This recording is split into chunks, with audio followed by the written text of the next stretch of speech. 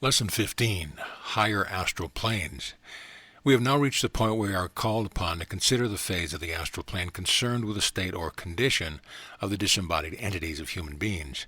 We call these the higher astral planes, only by way of contrast with the lower planes mentioned in the preceding two lessons, for some of these higher planes are quite low indeed as compared with the highest astral planes. Let us begin with the consideration of the lowest of these higher planes of the astral, and then proceed to consider the planes higher in the scale.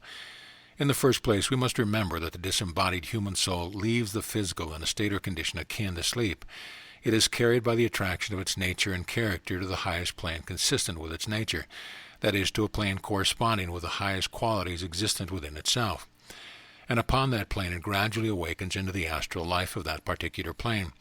The conditions of the astral life are so different from that of the material plane that it is difficult to intelligently describe it in terms of the latter. For instance, the souls in the higher planes are able into conscious relationship with those on the lower plane, but those on the lower planes cannot enter into conscious relationship with those on the higher plane, except through the act of those dwelling on the higher. Each plane has planes higher and lower than itself, the above law being operative in all cases. The higher plane souls have access to the lower, but the lower may not invade the higher. And this access is not in the nature of a physical visit from the higher to the lower, but is in the nature of a psychic consciousness akin to clairvoyance, in which the soul, while remaining on its own plane, still seems to have traveled to the others, there to converse with other souls on those planes. The soul itself, unless very advanced, does not realize the nature of the connection, but thinks that it actually travels to the scene of the lower plane. The analogy of clairvoyance on the material plane will give you the idea of the process. When a soul awakens on its own plane of the astral, it finds it difficult to realize that it is not alive in the flesh, and often much time is required before it realizes its true condition. Then it begins to manifest an interest in its surrounding, and pays many visits of its own on other planes in the manner before mentioned, renewing old acquaintances and relationships, and manifesting the activities quite natural for a human being under such circumstance. But sooner or later this life begins to pall upon itself, and it passes into the idealistic state, which we shall describe a little further on. Enough for the moment to say that in the idealistic state the soul begins to manifest its ideals, the things it has hoped for, dreamed of, and longed for in its earth life. The greater the idealistic quality of the soul, the greater the extent and range of its idealistic state. But before we consider this interesting phase of astral life, let us see what happens on the lower planes to those who have but few ideals, and those of the most material nature. One of the lowest of these planes of the astral we find the earth-bound entities or souls of many degrees. These are the souls of those who are so material in their taste, habits, and trend of thought and desire that they can never rise to the higher states and conditions of the astral.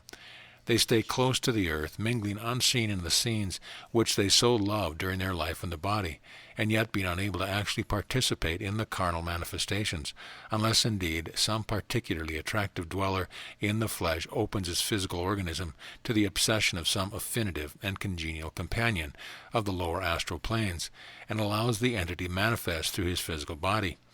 These entities are found in great numbers in the astral atmosphere of low resorts and similar places where they poison the psychic atmosphere to such an extent that their presence may be felt and often seen by sensitive persons who happen to visit such places.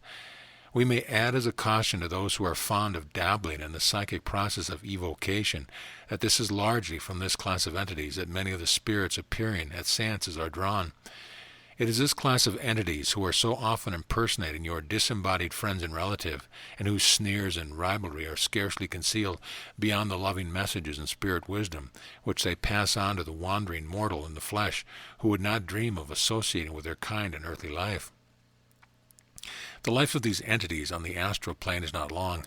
They find but little pleasure and much torment in life apart from the physical, for their desires are altogether all along physical lines. They are filled with dissatisfaction, uni, and weariness. As a writer has said, the disembodied learn that the Hades of immortality is the lack of a physical body. Their dissatisfaction soon sets into operation the desire to be relieved of the burden, and the will not to live manifests itself. They drop into a dream state or somnambulistic condition in which they dream out their desires and taste to the end, until they have exhausted every mental longing within their nature. There be nothing left of them when these mental states have been lived out. They weaken and pass into unconsciousness, which is followed by death on the astral with consequent disintegration and annihilation as entities. Their dream state is, in a way, their idealistic state. All the idealistic state they are capable of at any rate. This is not in any way a punishment, merely a natural consequence of their nature. As an old saying goes, one cannot make a silk purse out of a sow's ear, nor can one get more than a pint out of a pint measure. Desire is the cause of their life and of their death. Balance is manifest and preserved. Water cannot rise above the level of its own source. These entities receive their own, as much as do those on a higher plane. There is no injustice manifested here. Rising in the scale, we find souls who, while attached to material things, nevertheless have had ideals during their life, things of which they had hoped, dreamt, prayed, and longed for. As the scale advances, we find that the nature of the ideals advance from lower to higher, but the principle is the same. And for the lowest to the highest of these ideal degrees, the astral life contains that peculiar and wonderful condition or state known as the idealistic state. And as this idealistic state is the real astral life of the soul, into which it enters after it was tired of the conditions it finds at first on the astral plane. It is composed of a condition or state, or series of such conditions or state, in which it lives out in vivid imagination, or realistic dreamlike states, all of its unrealized personal ideals, hope, expectation, desires, ambitions, aspirations, longing, and inclination of its nature. It may be objected to that this is but a state of illusion or delusion, and not a reality, but it must be remembered that even on the material plane, dreams are true while they last. On the astral plane, in the idealistic state, these dreams exceed in vividness and reality anything that the embodied mortal ever experienced. So far as the soul is concerned, the experiences through which it lives in the idealistic state are just as real as anything that it ever experienced in physical life. Every element of reality is there, and there is a reality about it that all advanced occultists recognized. At the last, one's experience in physical life may be resolved to a series of mental states. And what less than this does the astral dreamer experience? And what more than a dream, after all, is the experience of the earth life of 70 of the average person? Like dreams they come, like dreams they go. In its way and on its plane, the idealistic state is just as real as the physical life. In this idealistic state, the dreaming soul lives out countless lives of infinite variety, just as in an ordinary dream. Time is annihilated, and one may live out a lifetime in a space of a second. So in the idealistic state, the soul lives out centuries of experience in a moment. To all intents and purposes, the soul, every soul in fact, lives in eternity in the idealistic state. Although the entire experience may occur in a few years as we know time, time is measured only by happenings, and the happening of an eternity may be crowded into a very short space of ordinary time in the idealistic state. Every possibility within its personality is lived out, outlived, and exhausted in interest in the idealistic state. Just as in the moment of physical death, the soul sees, as in a flash, its entire earth life in one great panorama, past and present being at once. So in the idealistic state, the soul lives out every personal desire, aim, aspiration, hope, ambition, longing, and wish in an infinite series of states or lives.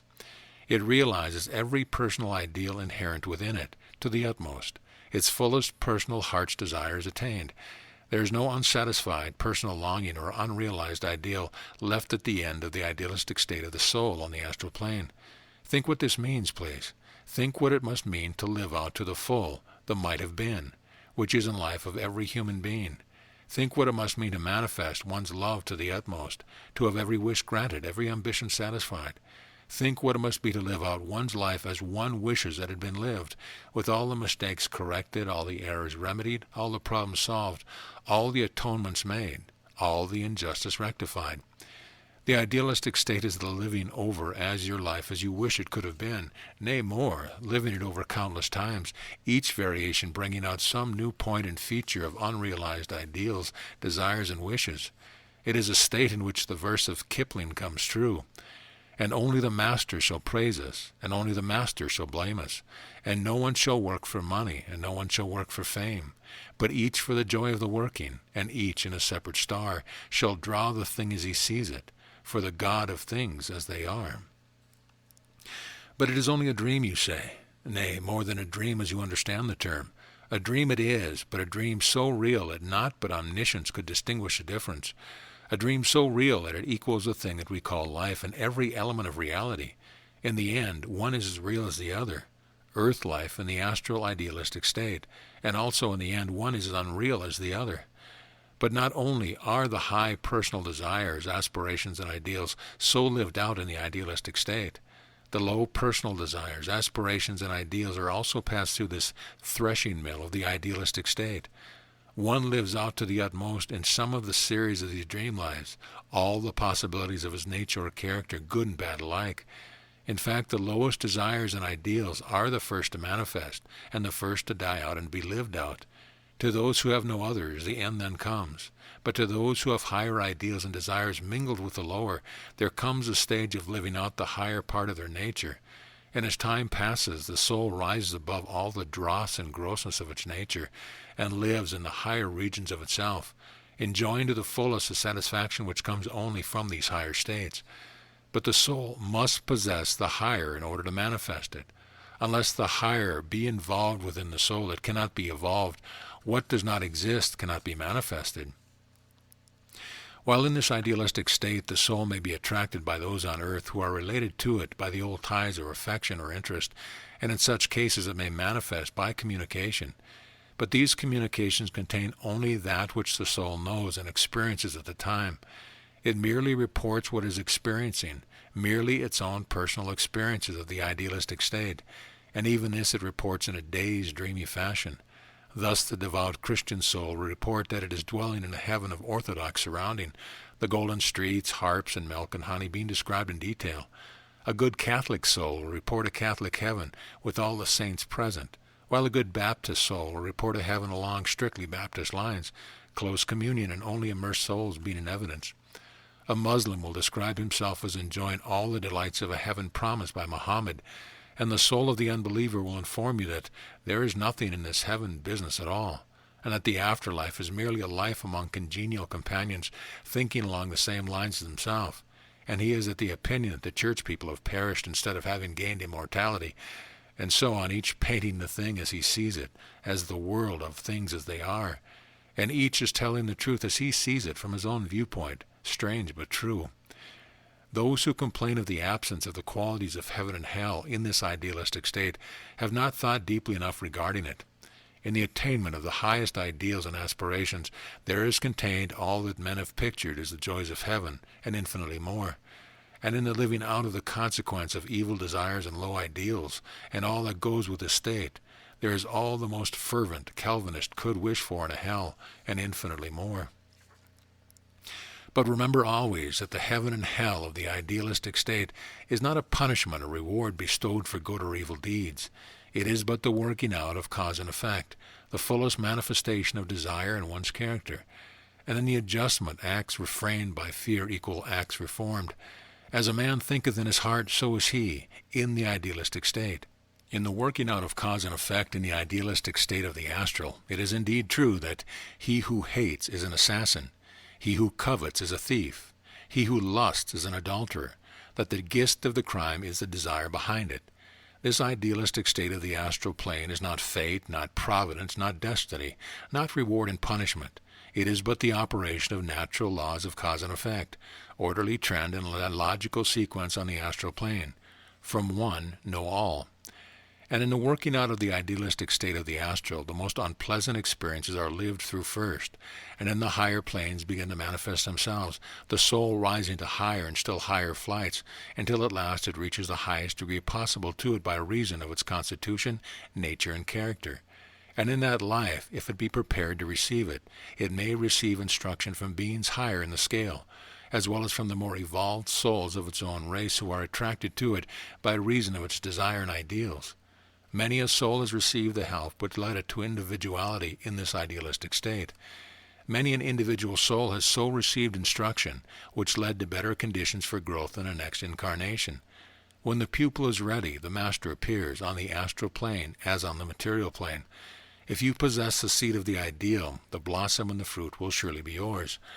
When the impulses arising from the personal desires, aspirations, and ideals of the soul have expended themselves fully, and the personality of the soul has been lived out and outlived in the process, when there remain no further impulses of personality to exert themselves in the idealistic state, then the soul finds that it has nothing more to live for along the lines of personality.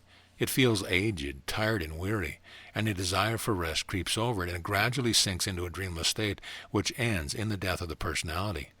If egohood has not been attained by the soul, then it never awakens into a new life, for personality being all that it possesses, and all personality being expended and exhausted, then there's nothing left to persist in a new birth. But if egohood has been attained, and the soul realizes that it is more than the me of itself, then when the me dies away, the I finds itself still existent and filled with the impulse of the will to live of the cosmic will, which urges it forward to rebirth in new bodies to seek further and more advanced experience. Even in this case, the soul falls into a deep astral sleep, but awakens therefrom when it is reborn into a new body, under circumstance and environments in accordance with the law of attraction resulting from the essence of the past life, the latter inherent to it. The ego then will be free from its lived-out desires and will no longer be hampered by them. It will be attracted to new scenes and fields of activity. In its new body, it will have to combat the inherited impulses of the desire for its new me, but it will always feel its superiority to the latter, and will feel the ability to stand aside and look at its personality. The advanced ego in time reaches the stage of conscious rebirth, in which the ideal life is consciously continuous with the old life, and which is consciously followed by the new birth.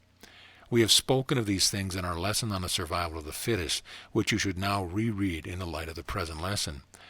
There are many planes on the astral much higher than even those which we have described, but a description of them would be impossible except to highly advanced occultist. Some of these average high astral planes transcend the imagination of the average person leading the personal life on earth today. And yet over and above the entire astral plane, there is the great spiritual plane, which we would lack even words to even faintly designate. And yet even those exalted planes await your coming, O neophyte, whose feet are still well now set upon the path. End of lesson.